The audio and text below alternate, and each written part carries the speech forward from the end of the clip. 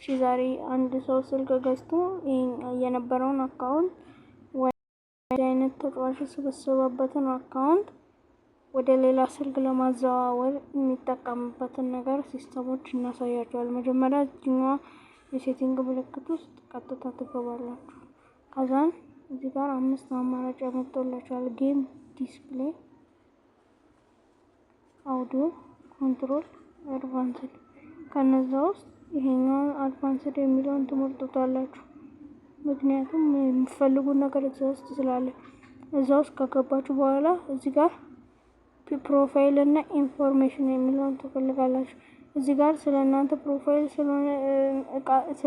ፕሮፋይል ስለፈለጋችሁ እዚህ ጋር የናንተን ፕሮፋይል ለማዘዋወር እዚህ ጋር ያሉትን 4 አማራጮች ትመርጣላችሁ።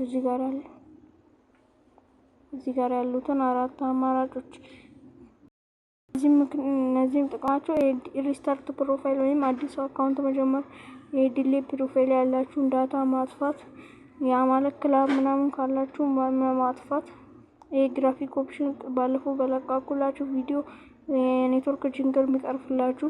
ከዛ እዚህ ጋር ዋነኞቹ ሁለቱ ላይ እንመጣለን። ማኔጅ ዲቫይስ እና ሊንክ ፕሮፋይል የሚላለን። ማኔጅ ዲቫይስ ውስጥ ተገቡና የነበራችሁበት ስልክ ላይ ጀነሬት ኮድ የሚላል እሱን ትነኩታላችሁ።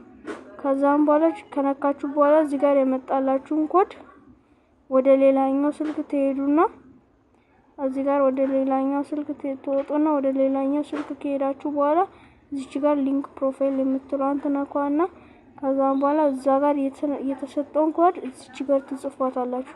ከጻፋችሁ በኋላ እዚህ ጋር ደግሞ ሊንክ ፕሮፋይል የምትላለች እሷን ደግሞ ከነካችሁ በኋላ የነበራችሁን አካውንት ወደ ሌላ ስልክ ማዘዋወር ትችላላችሁ ማለት ነው።